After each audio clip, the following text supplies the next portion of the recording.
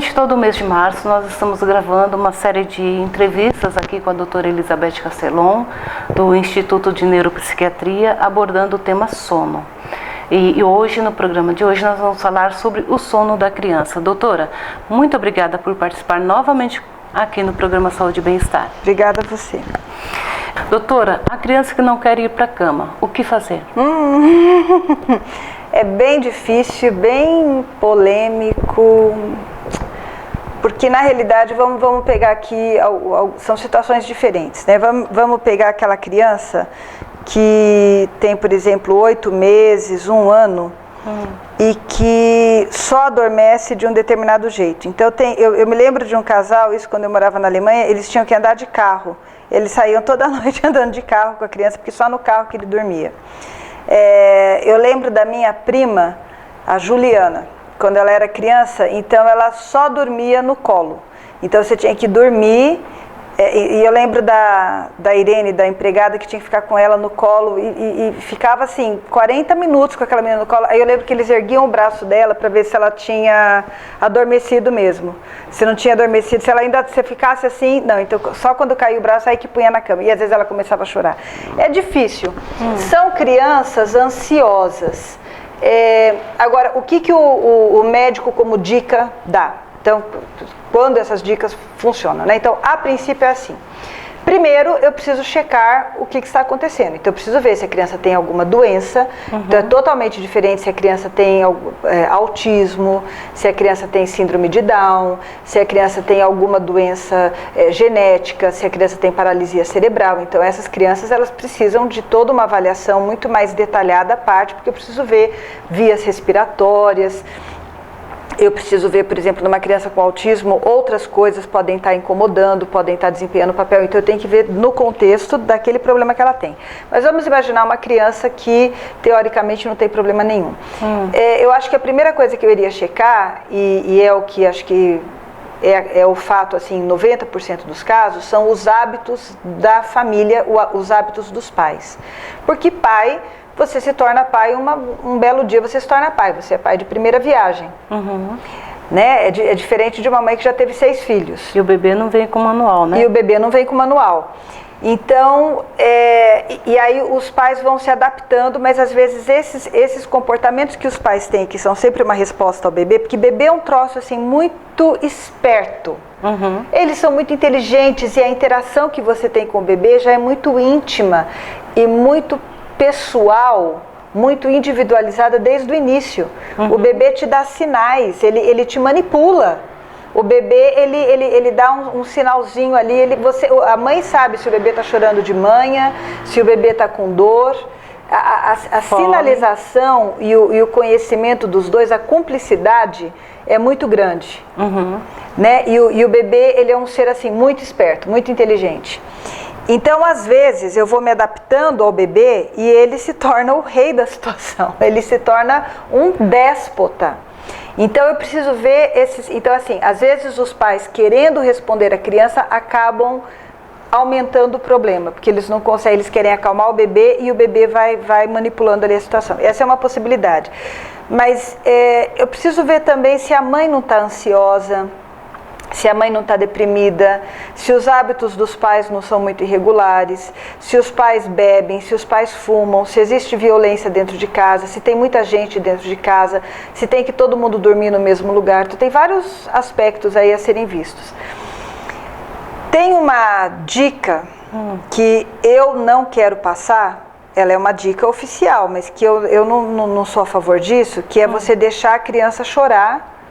Então você deixa a criança chorar na primeira noite, ele vai chorar 4 horas, na segunda noite ele chora 2 horas, na terceira noite ele chora 1 hora, na quarta noite ele não chora mais. Então essa é uma dica alemã. Eu me lembro que o meu filho, a minha sogra, minha ex-sogra já falecida, que Deus a tenha, uma mulher maravilhosa, mas ela me deu essa dica na época. Ela falou, não deixe ele chorando. E eu, nunca que eu vou deixar o meu Marcelinho chorando, né? Não, porque a dica alemã era você deixar no outro quarto, você fecha a porta e deixa chorar. Por que eu sou absolutamente contra isso? Porque você não sabe por que a criança está chorando. Apesar de a gente, eu acho que é mãe, eu acho que tá, mas a criança, ela pode se afogar. Ela pode se afogar, ela pode estar com muito calor, ela pode estar com muito frio, ela pode estar com cólica. Então, eu acho essa dica absurda, mas essa dica existe. O meio termo disso seria você ensinar a criança assim, por exemplo, a ir para a cama, a ideia é você quebrar algumas associações que a criança faz. Por exemplo, a criança, vamos pegar aquele exemplo da criança que dorme dirigindo o carro, né? E então os pais só pegavam a criança e tiravam do carro e punha na cama quando ela tinha dormido. Então, com isso, sem querer, esses pais criaram uma associação no cérebro da criança assim: só durmo no carro. Então eles acabam alimentando isso. Então eu teria que quebrar, que seria assim, tudo bem, vira um vício. Então eu queria quebrar, significa assim, tá, vamos supor. Então nós vamos dar uma voltinha, mas antes de você dormir, eu preciso treinar a criança, que ela vai para a cama ainda acordada, com sono, mole, relaxada, mas ainda acordada, e eu dou tchau para ela, e aí ela tem que aprender a adormecer sozinha. Esse seria o ideal. Então o ideal é assim, tá, eu fiz o nananenê, eu cantei a musiquinha do não sei o quê, cantei a musiquinha do não sei o quê, contei a historinha, agora eu apago a luz, boa noite, e agora ele vai dormir sozinho. Aí existe a dica do animal de transição, que seria o apego de transição. Então o apego, a dependência que eu tenho da minha mãe e do meu pai, então agora eu vou dormir com um ursinho, para eu não me sentir muito sozinha. Né? Então, agora, essas coisas variam também de acordo com a idade da criança. Então, para eu não confundir aqui, vamos falar. Se é um bebê bem pequenininho, como eu falei, eu sou contra essa coisa de deixar dormir sozinho. Eu acho que tem que dormir no mesmo quarto que os pais. Eu acho, tá? Por uma questão de segurança, de coisas que podem acontecer. Engasgar, afogar, muito frio, muito sono, se machucando, alguma coisa incomodando e tal. A determinação, a orientação é assim, que no berço da criança não pode ter nada. Então, para o bebê não pode ter esse bichinho de transição, porque ele pode criar, ele pode ir por cima da criança, sufocar, alguma coisa assim. Então, o bebê muito pequenininho, o berço ele tem que ser uma cama reta, relativamente dura, não dura, mas assim, mas não pode ser aquela coisa que o bebê se afunda lá dentro. Certo. Né? Então, reto, poucas, sem travesseirinhos e não sei quezinhos e enfeitezinhos, nada disso. E é só ali o bebê deitado de barriga para cima e com a cobertinha dele. Né? E a dica seria, então, eu dei o mamar, eu fiz tudo, aí eu deitei o bebê e eu deixo ele chorar. Aí tem a transição assim, eu deixo ele chorar 15 minutos e aí eu atendo. Depois eu só vou atender se ele chorar 20 minutos e eu vou aumentando esse tempo até o bebê de algum momento parar de chorar. Né? Essas dicas são um pouco estranhas, porque por exemplo, até os 6 meses, regra pra todos, a gente precisa entender que até os 6 meses nada disso vale, porque até os 6 meses, biologicamente, a criança ainda não tem o ritmo circadiano. Esse ritmo porque o bebê de início, quando ele nasce, recém-nascido, ele vai dormir aproximadamente 18 horas, então ele dorme o tempo todo, só que esse sono, ele é todo em pedacinhos, ele é todo fragmentado. E ele mama várias horas, inclusive à noite. E eu preciso respeitar isso. Então, biologicamente falando, está errado tentar impor o ritmo de dormir a noite inteira para um bebê antes dos 6 meses. Entendo. Até porque existe o ciclo de amamentação, né? O ciclo de amamentação. Então, que o os bebê, pediatras recomendam a cada 3 horas, né? Então, ele vai chorar, ele vai querer mamar, e às vezes é menos que 3 horas. E na minha opinião, isso é assim. Ele vai mamar, ele vai chorar e você vai pôr o bebê para você.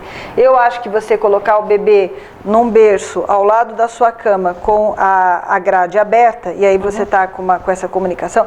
Eu, pessoalmente, então isso não é uma dica oficial da sociedade, não sei o quê. Sociedade, medicina, não, é uma dica minha. Eu acho que é o ideal. Eu não acho legal o bebê dormir num outro quarto. Mas isso tudo é muito cultural. né? Eu tô falando isso por questões de segurança. Então, primeiro é importante entender que não dá para impor esse ritmo nos primeiros 6 meses, porque biologicamente o bebê dorme esse sono mais fragmentado.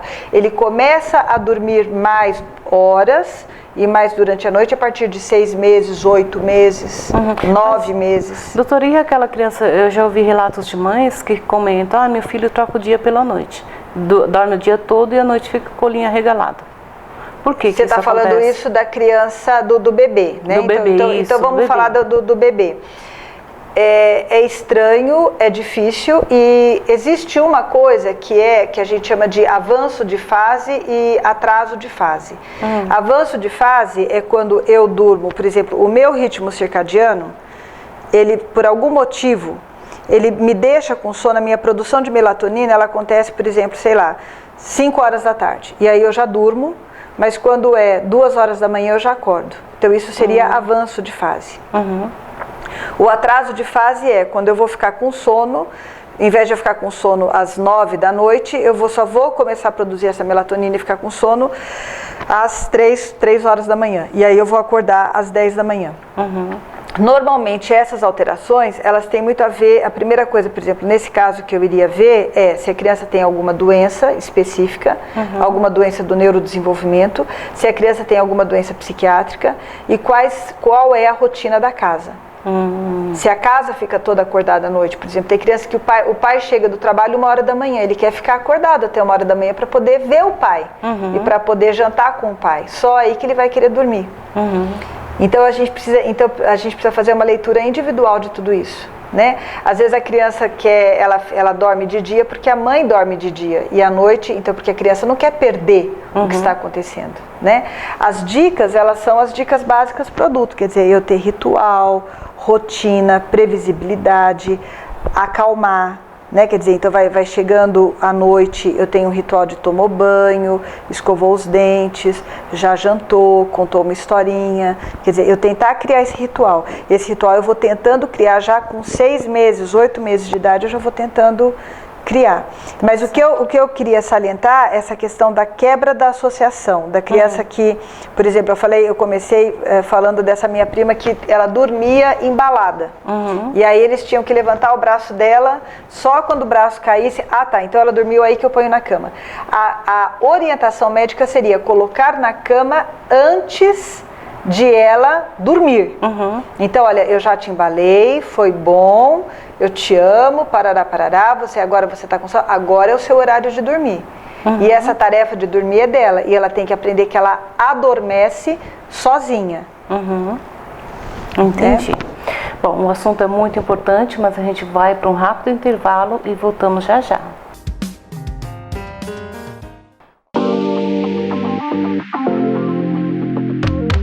Casa das Flores, presentes especiais que dizem mais que palavras.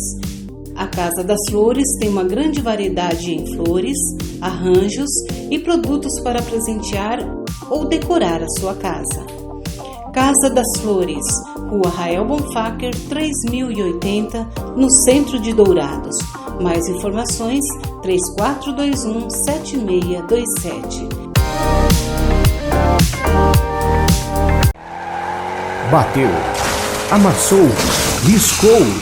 Venha para Sport Car, há mais de 18 anos no mercado com as mais novas tecnologias em recuperação automotiva. Funilaria e pintura em geral, martelinho de ouro, polimento cristalizado. A Sport Car está na Avenida Presidente Vargas, 1166, em Dourados, em frente ao Corpo de Bombeiros.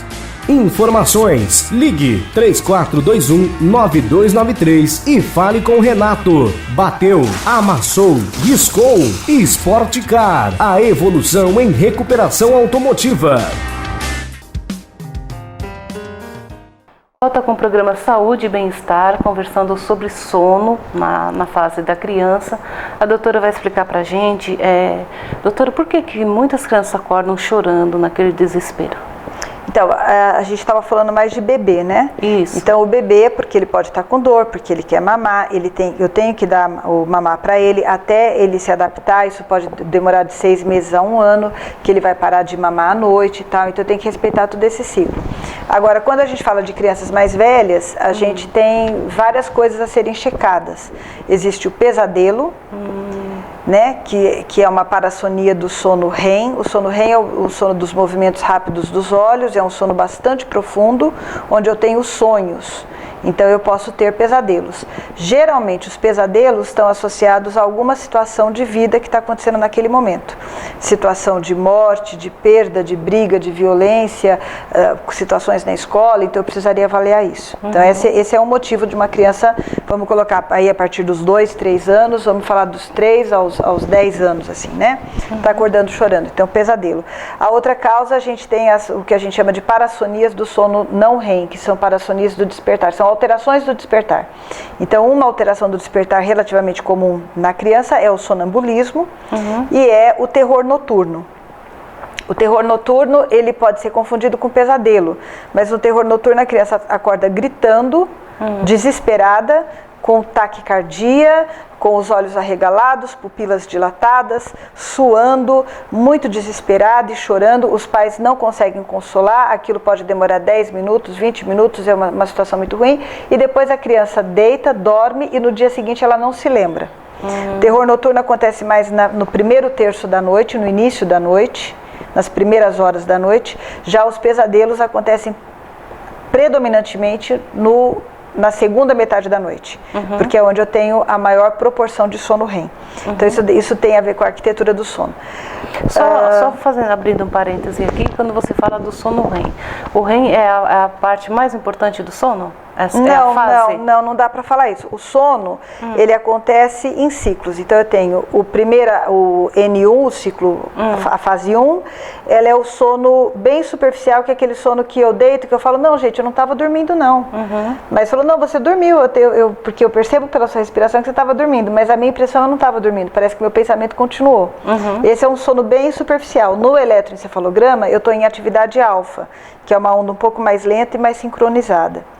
A fase 2, que seria o sono propriamente dito, aparece no eletroencefalograma alguns elementos eletrográficos do sono, que a gente chama. Tem algumas alterações, fusos do sono, complexos K, onda aguda do vértex, algumas coisas diferentes ali no eletroencefalograma, e a atividade fica mais lenta ainda. Ali é que é o meu primeiro sono, mas ainda assim um sono superficial. O sono não REM, que é o sono de ondas lentas, onde a onda fica mais lenta ainda, eu tenho um predomínio de atividade teta e delta, que é uma atividade mais lenta ainda, esse é um sono extremamente importante, é o sono não REM, ele é um sono onde eu tenho uma redução do batimento cardíaco, uma redução da frequência cardíaca, relaxamento muscular, é um sono extremamente importante, regenerador, eu tenho uma redução do meu metabolismo, e é aqui que acontece isso que eu falei, que é o terror noturno, sonambulismo, despertar confusional. São alterações do sono onde eu tomo atitudes, onde eu desperto, faço coisas, posso fazer coisas como andar, posso fazer coisas como falar, posso ter esse terror noturno que eu acordo desesperada, que seria então uma alteração nessa arquitetura, uma interrupção desse sono não REM. E depois o sono REM, que tem a sua importância, mas não é assim que um é mais importante que o outro. O sono REM é um sono teoricamente mais profundo ainda, eu fico em atonia, eu fico totalmente mole. Ele chama REM porque é Rapid Eye Movement, que é o movimento rápido dos olhos. Acredita-se que esse movimento é porque eu estou acompanhando as imagens dos meus sonhos, então eu tenho esse movimento rápido dos olhos. Eu já posso ter taquicardia, eu posso ter às vezes até um aumento da minha pressão arterial, mas a atividade do eletroencefalograma, se você olhar, é a atividade de uma pessoa que está acordada. E você fala, então por isso que é sono paradoxal. Você fala, não, ele está acordado, olha aqui, eu estou vendo pelo eletroencefalograma dele, ele acordou. Aí você olha a pessoa e fala, não, ele não está acordado, ele está atônico e está num sono muito profundo. É mais difícil de acordá-lo desse sono. Então por isso que é chamado de sono paradoxal. Os dois são muito importantes. Tá certo. Doutor, e aí eu tenho que repetir, aí acaba o sono REM, aí eu começo o ciclo tudo de novo. Cada ciclo no adulto demora mais ou menos 90 minutos. E eu faço uns 5 ou 6 ciclos por noite. Ou seja, todo esse ciclo... Fase 1, fase 2, sono de onda lenta, sono REM. fase 1, fase 2, sono de onda lenta, sono REM, eu fico repetindo. Entendi. E às vezes a pessoa acorda nessa fase de sono lento, né? Sim. Que ela começou a dormir. Sim, ou acorda na fase de sono REM, que é o pesadelo. E a criança que ronca, doutora? Por quê? Às vezes até uma criança que não tem... Roncar, só roncar, tudo bem, ronca. Mas sempre que a criança ronca, eu preciso desconfiar que ela pode ter apneia do sono.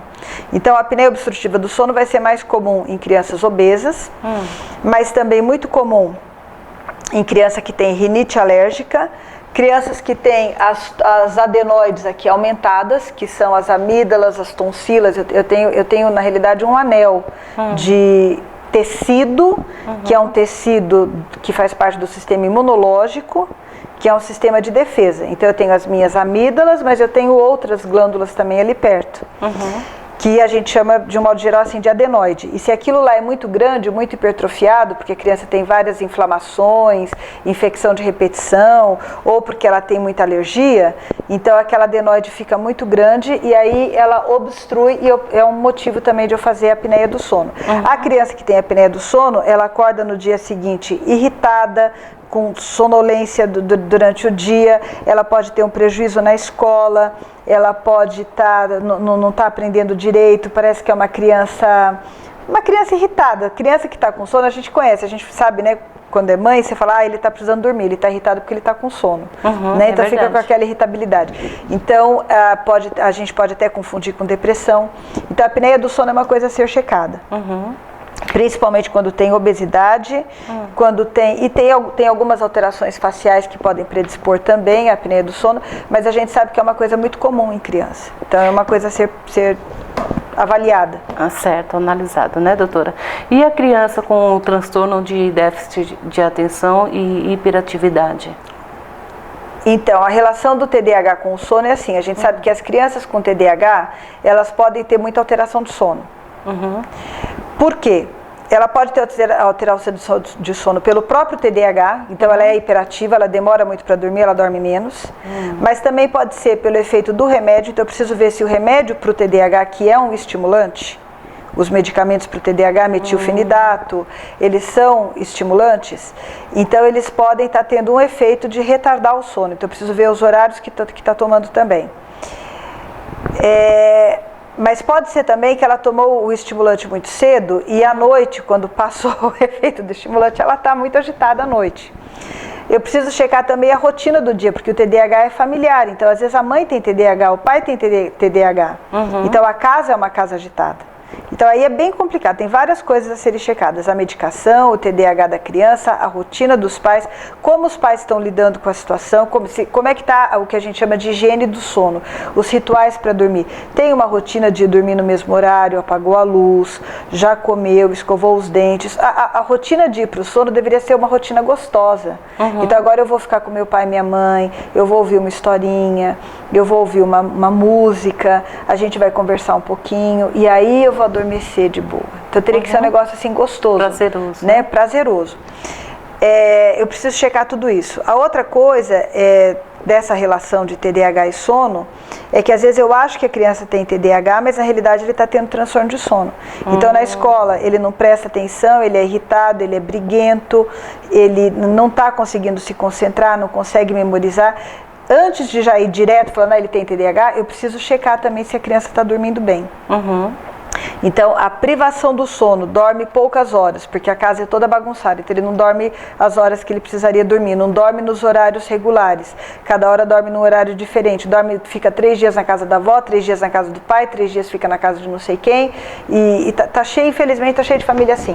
Então, a criança não tem a regularidade, não tem os rituais adequados, não dorme bem, e no dia seguinte ela pode estar também agitada, inquieta, irritada, não aprendendo direito, e eu posso achar que isso seja TDAH e não é. É alteração de sono. E na verdade, doutora, tudo que você falou aí, eu lembro dos meus filhos quando eram crianças. Eles ficavam o dia inteiro vendo desenho animado. Acordavam 6 horas, já de manhã tomavam o café e já iam para a TV. Eles não iam para a escola ainda, antes da fase escolar. Então isso realmente também contribui para a qualidade de sono deles. Né? O ideal é tomar sol, ter atividade física, fazer várias coisas e depois, à noite, a partir das 6 da tarde, 7 da noite, tem aquele horário ali que ele vai reduzindo a atividade para ir para a cama. Mas assistir TV o dia todo realmente não é o ideal. Tá, mas também uma quantidade menor não, a gente não vai tirar né? da TV, né? A gente não vai tirar, abolir a televisão, abolir o celular, mesmo porque a gente não consegue, não dá. Mas a gente tenta reduzir essas coisas e a melhor política é você oferecer coisas que são mais gostosas que isso. Porque hoje não só a TV e o celular, mas tem os jogos também, né? Sim, os no computador, no computador. Então, aí você teria que ter, a gente teria que ter para o jovem e para a criança, a gente vai ter que ensinar a brincar de novo, a se socializar de novo. É tão gostoso jogar vôlei na rua. Como né? foi um dia, né? Jogar queima e ficar contando história e riscar a calçada com giz e fazer, enquanto a tua mãe está lá conversando com a vizinha, você está ali brincando, né? Eu ainda vivi isso, né? Eu também. Então, isso é mais gostoso do que ver televisão. É mais então, gostoso e mais saudável, né? Sim.